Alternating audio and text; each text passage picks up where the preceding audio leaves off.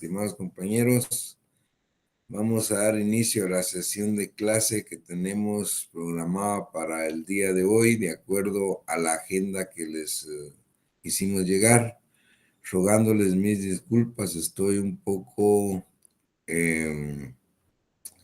con problemas de la garganta, entonces probablemente no se me escuche muy bien, un poco de afonía, pero en todo caso vamos poco a poco saliendo de nuestra agenda. Esta agenda, pues, empezaba o principia con leyes penales en blanco o leyes penales abiertas. Y recuerden ustedes que principié a exponer este tema en la última sesión de clase en nuestra clase presencial de la facultad. Pero reiteramos ahora entonces que las leyes penales en blanco o abiertas se atribuye, como les decía en aquella oportunidad, al profesor alemán Karl Winding.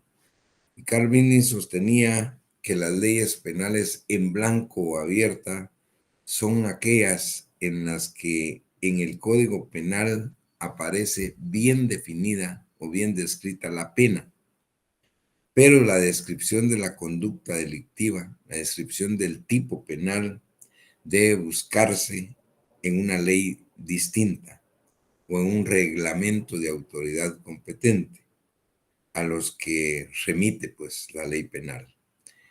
Lo cual quiere decir que en una ley penal abierta o en blanco, la pena está muy clara. Sin embargo, la descripción de la conducta delictiva para la que ha de aplicarse esa pena tiene que buscarse en otra ley, en otra normativa. Y poníamos, recuerdan ustedes, como ejemplo el artículo 311 del Código Penal, que se refiere a las inhumaciones y exhumaciones ilegales.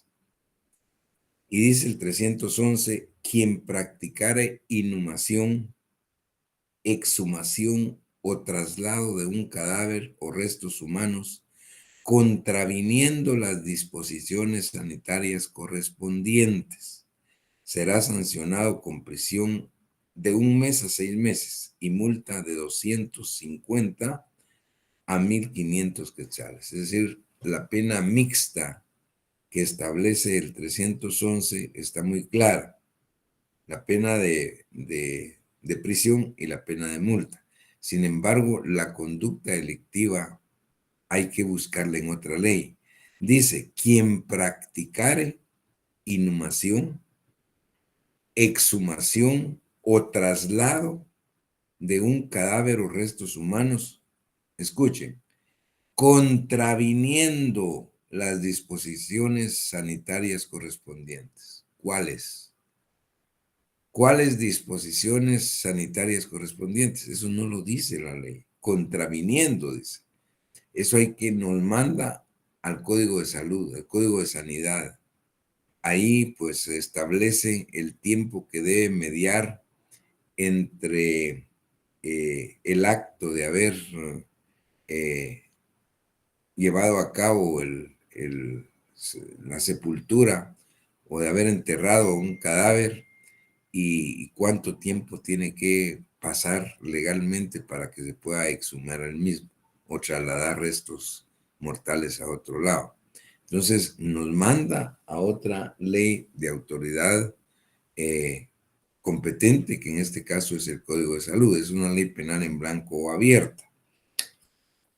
De la misma manera, pues hablábamos la vez anterior de la prolongación de funciones que establece el artículo 427 del Código Penal. Dice, quien continuare ejerciendo empleo, cargo o comisión después que debiere cesar conforme a la ley o reglamento respectivo, será sancionado con multa de 1,000 a 5,000 quetzales e inhabilitación especial de 1 a 2 años. O sea, la pena está clara, multa de 1,000 a 5,000 e inhabilitación de 1 a 2 años. Pero ¿cuál es la conducta? Dice, quien continuara ejerciendo empleo o cargo o comisión después que debiere cesar, subrayado, conforme a la ley o reglamento respectivo, conforme a la ley. Es decir, habría que revisar la ley o el reglamento respectivo de la institución a la que pertenezca esta persona, este empleado público. Esto es una ley en blanco o abierta.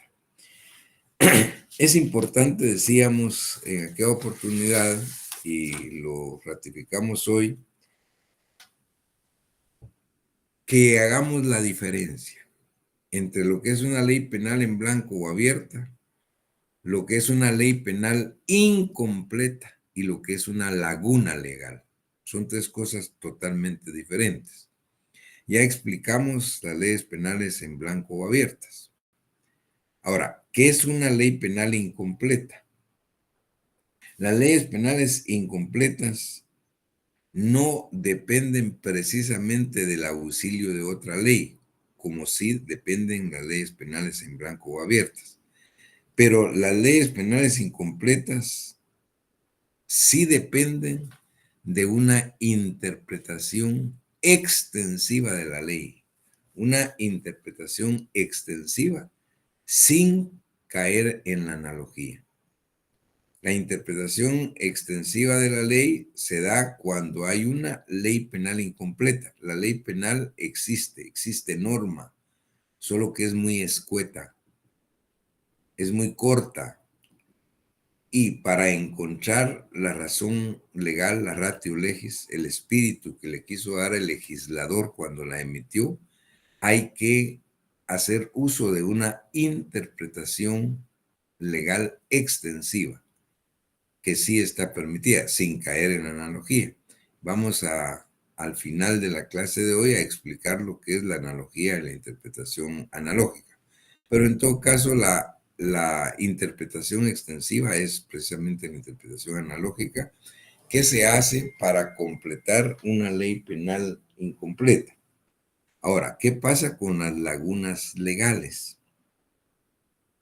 En la laguna legal se dice que decimos que hay laguna legal cuando existe carencia absoluta de regulación legal. Es decir, no existe ninguna norma legal que regule determinado tipo de conducta.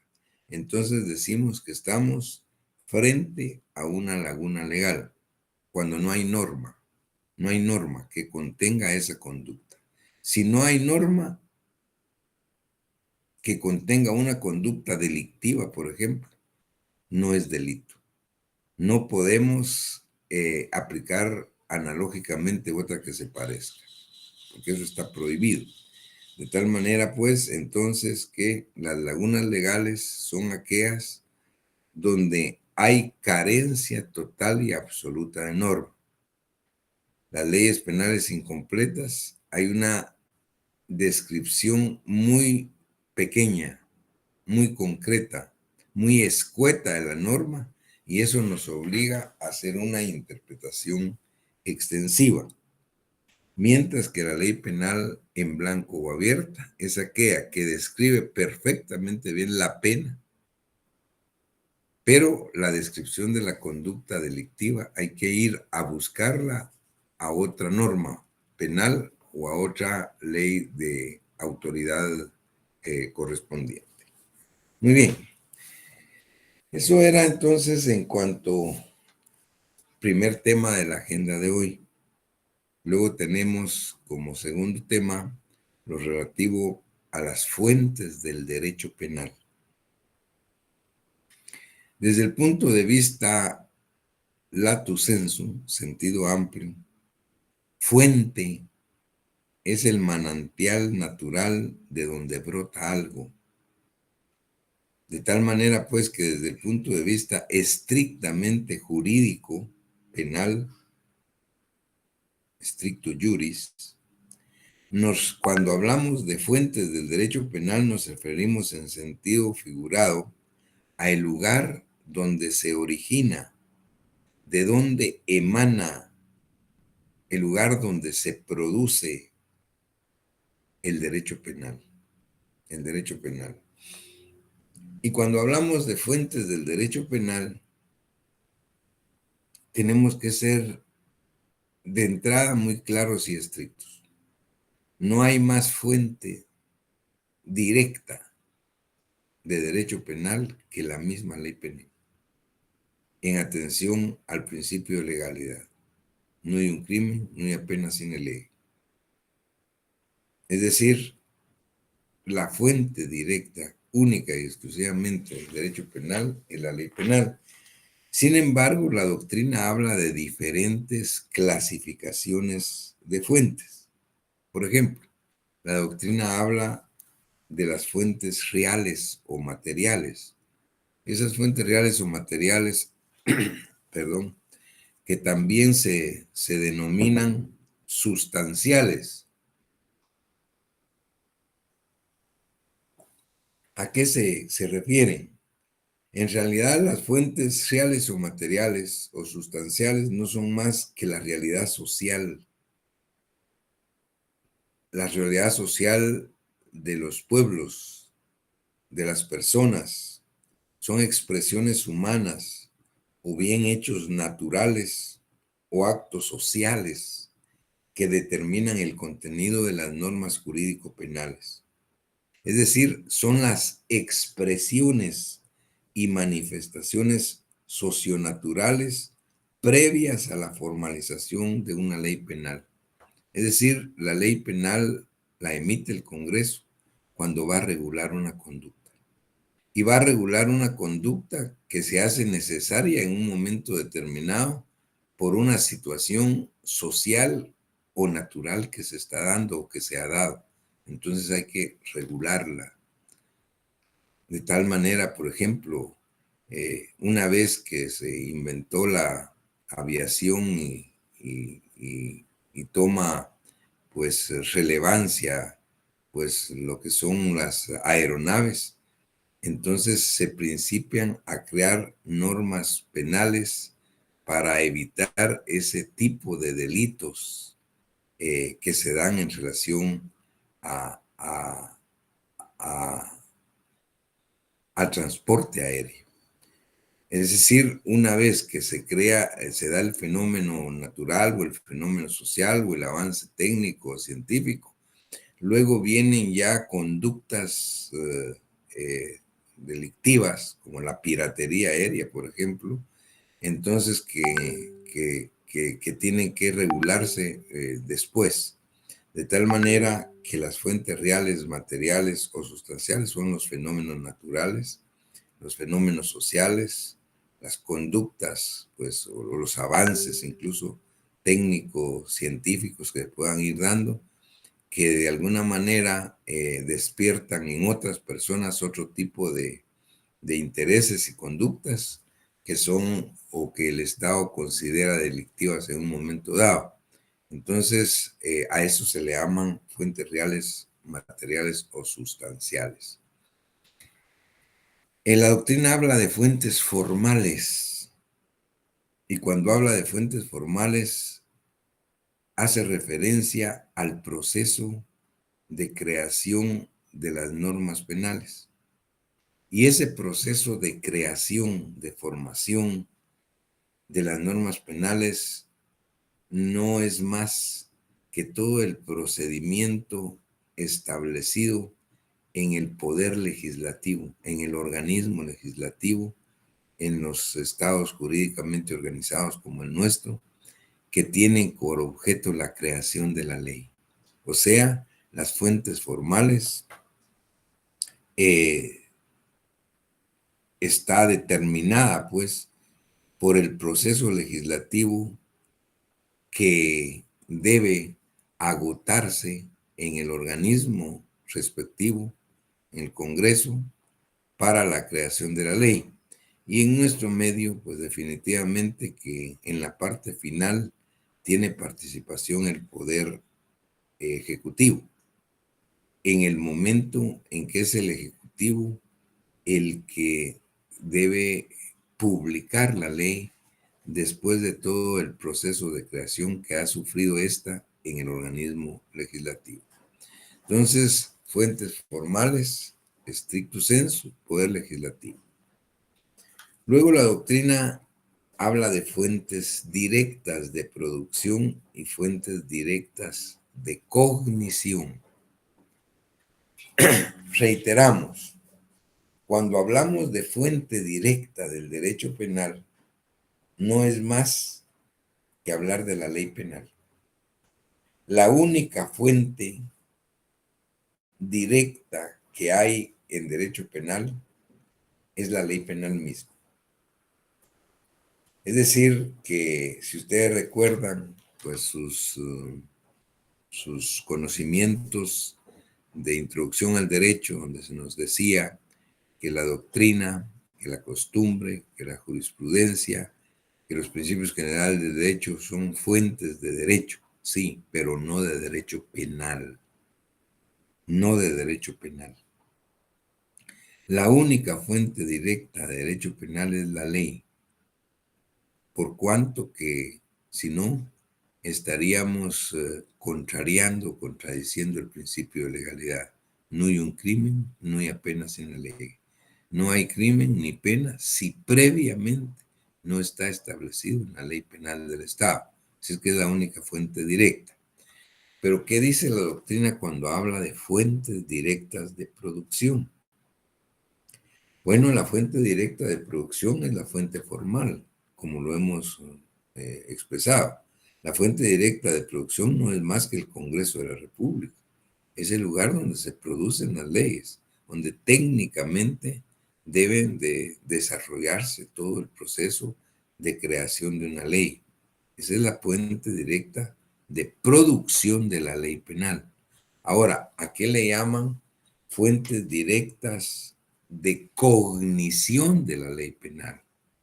La fuente directa de cognición de la ley penal es el lugar donde se va a conocer esa norma o esas leyes que ha emitido, en su caso, el Congreso de la República, o excepcionalmente, pues podría ser el Ejecutivo, a través de los decretos leyes. En todo caso, decimos que fuentes directas de cognición son, en primer lugar, el Código Penal. El Código Penal, que es la ley penal ordinaria. Luego del Código Penal están las leyes penales especiales. Estas leyes penales especiales también son fuente directa de conocimiento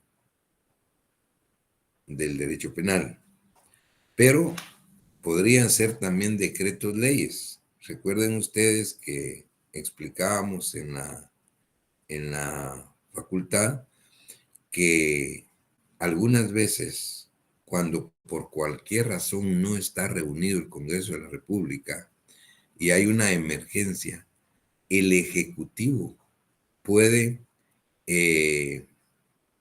emitir decretos leyes de orden penal que luego tendrán que ser aprobados, pues, derogados o reformados por el legislativo. Y recuerden que poníamos el ejemplo de lo que sucedió el 4 de febrero de 1976. 3 de la mañana fue el terremoto en Guatemala. A las 9 de la mañana de ese mismo día, ya el Poder Ejecutivo había emitido, si no estoy mal, el presidente Shell Eugenio Lamgor García, había emitido decretos, leyes penales para evitar el pillaje que se estaba dando, el saqueo y el pillaje. Esos son también decretos, leyes penales, porque en ese momento no estaba reunido el Congreso de la República. Entonces son fuentes directas también de cognición. El Código Penal, las leyes penales especiales, los decretos leyes. Y podrían ser en todo caso también los convenios o tratados internacionales. Convenios o tratados internacionales que ha suscrito el Estado de Guatemala. Cuando el Congreso de la República ratifica, refrenda esos tratados o convenios internacionales que ha suscrito el Estado de Guatemala, estos tratados se convierten en ley general y obligatoria para todos los habitantes de la República de Guatemala, de tal manera que estas podrían ser en todo caso las fuentes directas de cognición de la ley penal. Entonces, ratificamos pues que la única fuente directa es la ley penal, del derecho penal. Ahora, ¿cómo queda la costumbre, la jurisprudencia, la doctrina, los principios generales del derecho? Bueno, podemos decir que toman o forman parte de las fuentes indirectas de, del derecho penal, porque solo inciden de manera indirecta en la proyección de la creación de nuevas normas jurídico-penales. Por ejemplo, si hablamos de la costumbre. ¿Qué es la costumbre? No es más que el conjunto de normas jurídicas no escritas impuestas por el uso en una comunidad o en una sociedad. Es un conjunto de normas jurídicas, pero que no están escritas, que se imponen por el constante uso. Entonces, puede ser que en un momento dado el Estado advierta de que hay necesidad de regular ese tipo de conductas a través de la ley penal, de una ley penal, y lo hace. Entonces, la costumbre jugaría el papel de una fuente indirecta. ¿Por qué no puede ser fuente directa la costumbre? La costumbre no puede ser fuente directa de derecho penal porque sería contraria al principio de legalidad. Contraría el principio de legalidad, el artículo número 1 del Código Penal, principio de reserva, principio de defensa. No hay un crimen, no hay pena sin ley. Ese es el principio de legalidad. Entonces, el principio de legalidad es precisamente el que subraya la única posibilidad de que la ley sea la única fuente de derecho penal, y la costumbre quedaría como una fuente indirecta. Veamos la jurisprudencia. ¿A qué se refiere la jurisprudencia? Es la serie reiterada de fallos que emiten los tribunales de justicia en un mismo sentido. La jurisprudencia, en todo caso, es el derecho introducido por los tribunales mediante la aplicación de las leyes. En países donde se acepta la analogía, por ejemplo, en países los anglosajones, como Estados Unidos de América, la jurisprudencia podría dar lugar al nacimiento de nuevas normas jurídicas. Empero, sin embargo, en legislaciones como la nuestra, los tribunales de justicia no trabajan para crear derecho. Los tribunales de justicia trabajan para aplicar el derecho y administrar justicia. De tal manera, pues, que esa serie reiterada de fallos en un mismo sentido, que nosotros conocemos técnicamente como jurisprudencia, podría tener única y exclusivamente el valor de una fuente indirecta de derecho penal. ¿A qué se refiere la doctrina? La doctrina es el denominado derecho penal científico. Es un conjunto de teorías, de opiniones y aún de especulaciones técnicas o científicas que realizan en materia penal los jus penalistas, los doctos en derecho penal, y por supuesto que estas doctrinas, estas opiniones, estos estudios, estos dictámenes son importantes para la creación y el desarrollo de la disciplina jurídica y, desde luego, son los que iluminan el camino en un momento determinado para que los legisladores adviertan la posibilidad de crear normas jurídicas penales en tal o cual sentido. Sin embargo, la doctrina no puede ser fuente directa de producción de derecho penal. Tendríamos que tomarla, pues, de acuerdo a la importancia que tiene como una fuente indirecta, al igual que la costumbre, al igual que la jurisprudencia. ¿Y qué pasa cuando hablamos de los principios generales del derecho? Recuerden ustedes la justicia, la equidad y el bien común. Son los valores máximos a los que aspiran a alcanzar las normas jurídicas.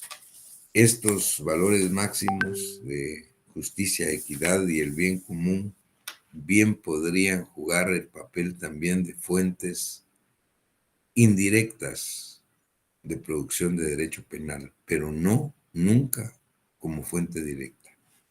Subrayamos entonces, la única y exclusiva fuente directa de derecho penal es la misma ley penal, en atención al principio de legalidad, al principio de reserva o al principio de defensa que establece el artículo 1 del Código Penal y, si queremos ser más profundos, artículo 17 de la Constitución Política de la República de Guatemala. Muy bien, esto es lo que podemos, pues, rápidamente decir sobre las fuentes del derecho penal. Y nos lleva a esto, pues, al último punto de nuestro programa, según la agenda que teníamos para desarrollar hoy, que se refiere a la exégesis o interpretación de la ley penal. La verdad es que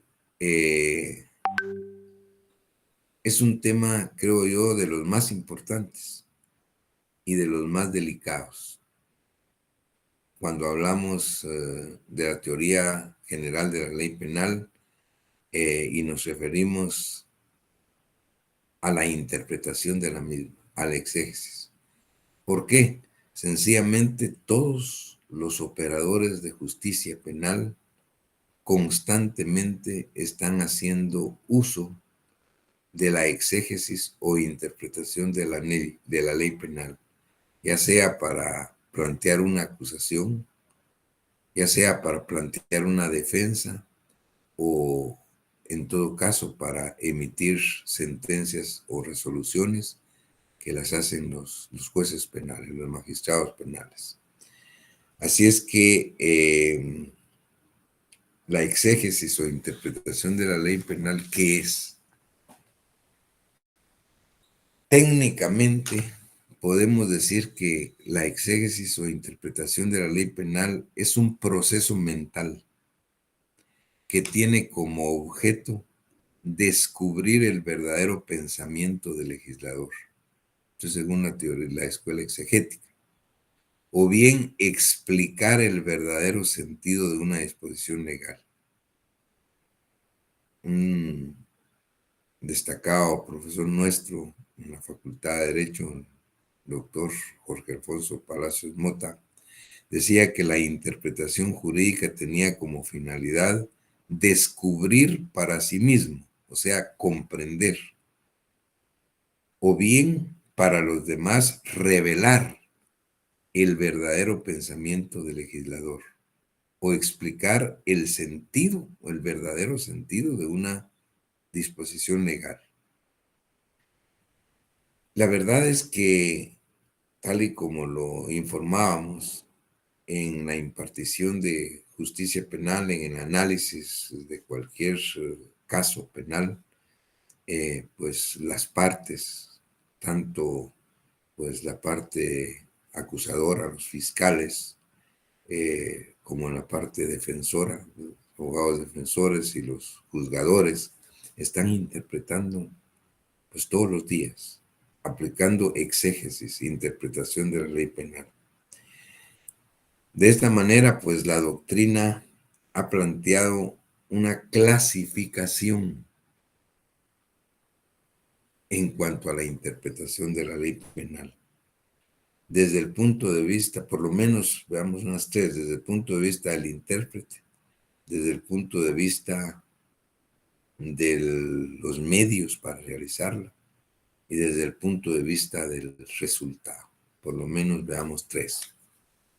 Veamos a qué se refiere la interpretación legal desde el punto de vista de quien la hace, de quien la interpreta. Desde ese punto de vista, la interpretación puede ser auténtica. Y esta creo yo es la más importante. ¿Por qué? Porque es obligatoria acatarla por las partes y por los juzgadores. ¿Qué es la interpretación auténtica?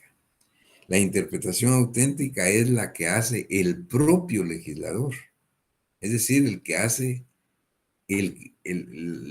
la propia persona que hizo la ley. El legislador la hace de manera simultánea en la misma ley penal, puede ser, o la hace posteriormente en otra ley, pero es la que realiza el propio legislador. Y si el propio legislador interpreta la ley penal, no hay más que tener la obligación legal de acatarla. Por ejemplo, si nosotros examinamos agravantes, artículo 27 del Código Penal, ahí se habla de agravantes de las conductas delictivas y ahí hablamos o quedó establecido lo relativo a lo que debe entenderse por alevosía, a lo que debe entenderse por premeditación. En un caso penal se puede estar discutiendo en los tribunales si hubo o no alevosía, si hubo o no premeditación. Y cualquiera de las partes podría decir, depende qué entiendan o qué queramos entender cada uno de nosotros por alevosía. Sin embargo, en este caso, el legislador, en el artículo 27, numeral 2, hizo una interpretación auténtica de lo que debe ser la alevosía, de lo que es la alevosía.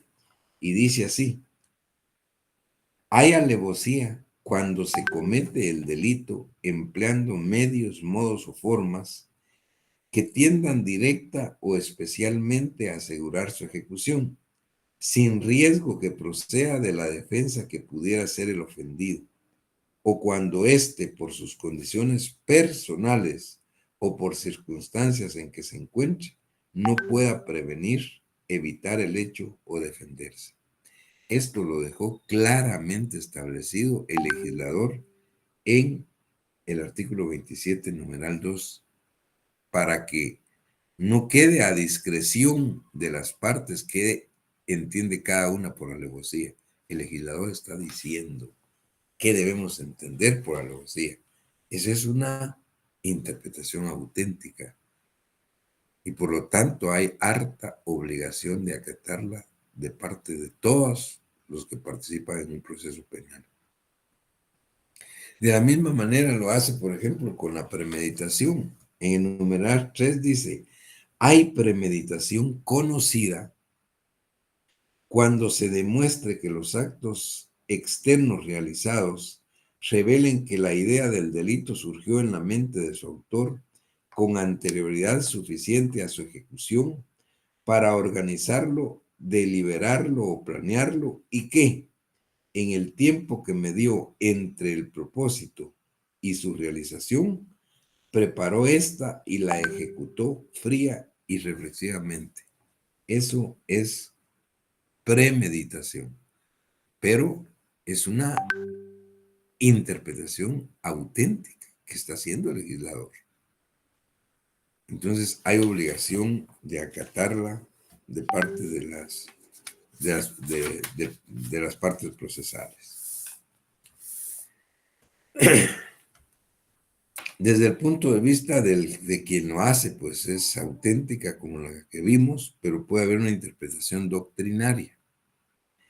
¿Qué es la interpretación doctrinaria?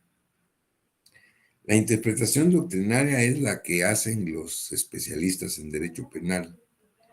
Interpretación doctrinaria es la que hacen los doctos en derecho penal, los expertos, los especialistas en derecho penal, pues lo hacen en sus tratados, en los libros, en los dictámenes científicos, dictámenes técnicos que se emiten, en las opiniones pues que puedan expresar. Y esa interpretación doctrinaria, por supuesto, hecha por los especialistas, es de suma importancia y pesa mucho pues a la hora de administrar justicia. Sin embargo, no hay obligación de acatarla de parte de los sujetos procesales. No hay obligación. Es decir, orienta y muchas veces tienen mucho peso en la administración de justicia, casi siempre, pero contrario sensu a la auténtica. La interpretación doctrinaria no hay obligación de acatarla. Y luego hay una administración que se ha denominado judicial o usual. Esta administración judicial o usual es aquella que diariamente se lleva a cabo en los tribunales de justicia. Es la que diariamente realizan los jueces al aplicar la ley. Corresponde con exclusividad entonces a los tribunales, a los juzgados y por supuesto de ahí su importancia y su delicadeza. Es que constantemente, que todos los días que se están emitiendo resoluciones, que se están resolviendo casos, que se están conociendo casos en los órganos jurisdiccionales penales, se está haciendo uso de una interpretación judicial o usual, como también se le llama. Entonces, tenemos esas tres clases desde el punto de vista del intérprete. Auténtica, que es la que hace el legislador y es obligatoria acatarla. Doctrinaria, la que hacen los especialistas, que no hay obligación de acatarla. Y la interpretación judicial o usual, que es la que diariamente realizan los operadores de justicia. Bien, desde el punto de vista de los medios para realizarla, es una segunda clasificación. Desde el punto de vista, la interpretación puede ser gramatical o bien puede ser una interpretación lógica. Veamos, ¿qué es la interpretación gramatical? Es la que se hace analizando el verdadero sentido de las palabras. El verdadero sentido de las palabras en cuanto a sus acepciones técnicas, de acuerdo al diccionario de la Real Academia Española. Incluso el artículo 11 de la ley del organismo judicial establece que las palabras de la ley se entenderán de acuerdo con el diccionario de la Real Academia Española en la acepción correspondiente. Esa es una interpretación gramatical, la que se hace estrictamente analizando las palabras de la ley. Cada una de las palabras que conforman la norma, partiendo del significado o de la acepción que le da el diccionario de la Real Academia Española. Pero ¿qué pasa cuando analizando las palabras textuales de la ley no encontramos su espíritu, no encontramos su razón de ser, la ratio legis que llaman los especialistas? Entonces nos vemos obligados a hacer una interpretación lógica o una interpretación teleológica. ¿Qué es la interpretación lógica o teleológica? constituye pues una interpretación más íntima, una interpretación más profunda que sobrepasa la letra del texto de la ley para llegar a través de diversos procedimientos teleológicos, racionales, sistemáticos, históricos o políticos, sociales, si ustedes quieren, para encontrar la verdadera ratio legis, la verdadera razón de ser de la ley, el verdadero espíritu que el legislador quiso darle. Es decir, cuando no encontramos el verdadero espíritu o la razón de la ley haciendo una interpretación gramatical, es decir, a partir de las palabras de la ley, entonces tenemos que hacer una interpretación lógica, una interpretación teleológica, a fin de encontrar pues lo que realmente o verdaderamente el legislador quiso decir. Luego tenemos una tercera clasificación, que en la práctica es de superlativa importancia y se le ha llamado clasificación de la interpretación de la ley desde el punto de vista del resultado. Y desde el punto de vista del resultado puede ser una interpretación declarativa. Las interpretaciones declarativas son las interpretaciones ideales. Ideales porque son aquellas en que hay coincidencia plena de forma y de fondo entre lo que dice la ley y lo que el legislador quiso decir. Es decir, el legislador dijo, escribió en la letra de la ley, textualmente hablando, lo que realmente quería decir, de acuerdo al espíritu de esa ley. Esa es una interpretación declarativa. Es la interpretación ideal. Es lo que quisiéramos fuera siempre, que las normas exactamente dijeran textualmente lo que el legislador quiso decir. Pero eso no sucede siempre. Eso no sucede siempre.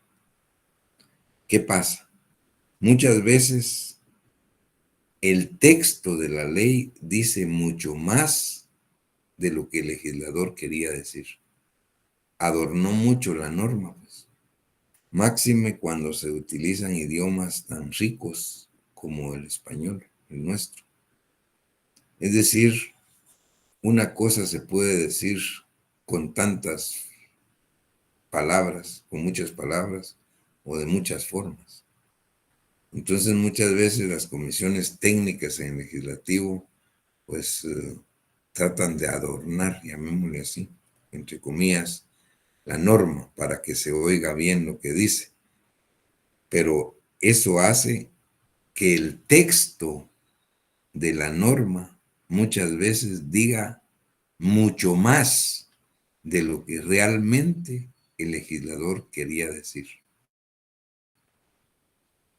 Y cuando el texto de la ley, cuando la ley dice mucho más de lo que el legislador quería decir, nos vemos obligados a hacer una interpretación restrictiva, a restringir, pues se llama restrictiva, con el objeto de encontrar el verdadero espíritu de la ley, lo que él realmente quería decir.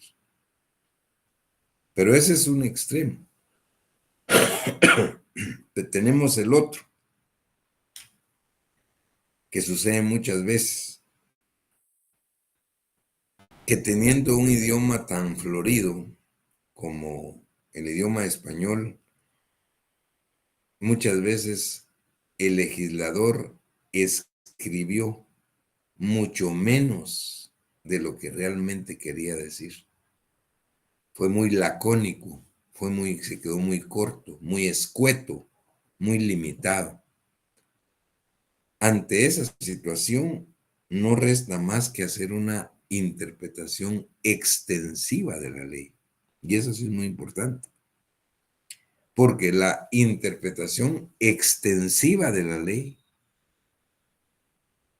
sí está permitida, siempre y cuando no caigamos en analogía, que es el último punto del programa de hoy, de la agenda de hoy, la analogía y la interpretación analógica.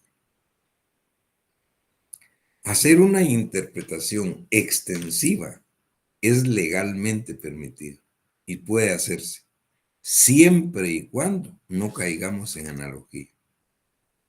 Cuando hay analogía, vamos a ver, ya dijimos, cuando hay una laguna legal. Y hay laguna legal cuando no hay norma que contenga esa conducta. No podemos equiparar la otra. Y esto pues sí ha dado pues algunas veces algunas complicaciones. Yo les comentaba en una conferencia a algunos compañeros que a guisa de ejemplo, esto ya está superado actualmente, afortunadamente, pero cuando no había, el Congreso todavía no había emitido la ley especial de narcoactividad.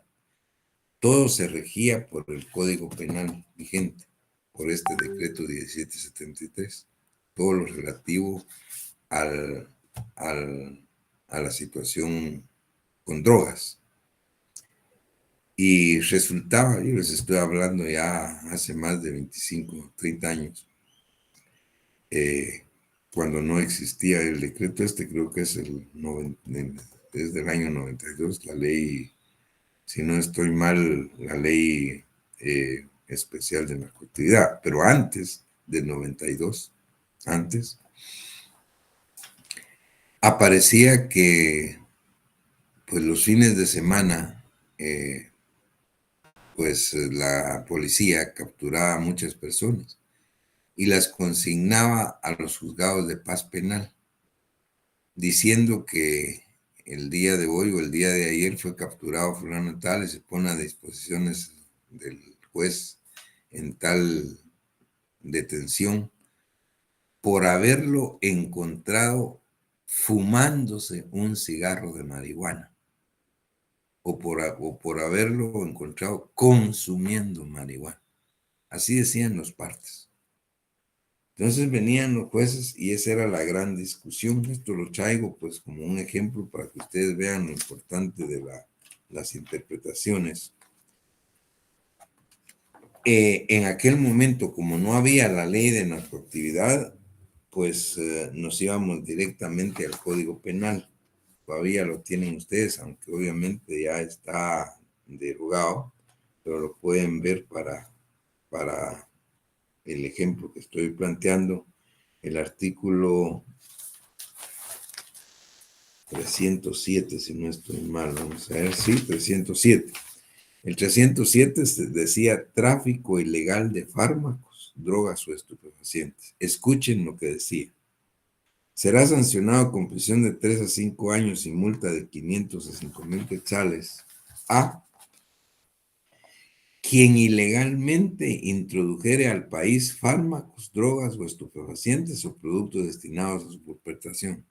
Quien ilegalmente introdujere al país. 2. Quien sin estar autorizado vendiere, entregare, transportare o suministrare fármacos, drogas o estupefacientes. 3.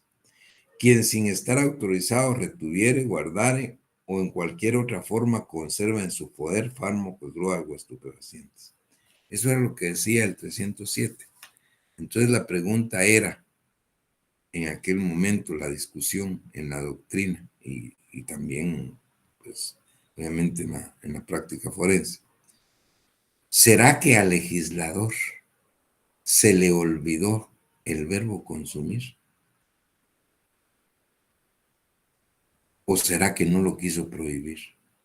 ¿Cómo es posible que obviamente en el año 73, que cuando se hablaba de tráfico de drogas, digamos, lo más común era en aquel entonces la marihuana, aquí se habla de introducir al país, el verbo rector introducir, se habla de vender, de entregar, de transportar, de suministrar, pero no dice fumar, no dice consumir, pero se le olvidó al legislador o no lo quiso prohibir. Esa era la gran discusión. Y por supuesto que las opiniones en la doctrina científica estaban divididas. Algunos decían, no, es que no es que se le haya olvidado al legislador, lo que pasa es que no lo quiso prohibir porque el pobre diablo que anda fumando y consumiendo marihuana es víctima, no es victimario. Pues. Esa era una posición. Pero realmente otra eran y prevalecía es que cómo resolvían en aquel momento los jueces de paz. Iniciaban un proceso penal por tráfico de drogas. En atención a que el numeral 3, oigan lo que dice, quien sin estar autorizado retuviere, dice. Entonces decía, el que está fumando está reteniendo. Guardar, dice, guardar. O en cualquier otra forma conserve en su poder. Bueno, entonces decían, miren, que está fumando, ¿verdad? Está conservando en su poder. Entonces la discusión era que eso, pues algunos nominaban que está muy jalado, pues realmente cuál era el espíritu. Pero ahí lo que hacían los juzgadores en aquel momento era hacer una interpretación extensiva para buscar el verdadero espíritu, el verdadero sentido de la ley. Y esa interpretación extensiva sí está permitida, una interpretación extensiva, sin caer en la analogía. El problema era discutir en aquel momento si de verdad lo querían prohibir o no lo querían prohibir. Afortunadamente esto pues lo estoy planteando como ejemplo para que ustedes se den cuenta de lo importante de la interpretación extensiva. Sin embargo, esto afortunadamente con la emisión de la ley especial de narcoactividad, esto quedó totalmente superado. Pero pues ahí tienen ustedes un ejemplo para ver las discusiones que se dan cuando se puede hacer una interpretación extensiva, cuando existe norma, pero es muy corta, pero existe norma.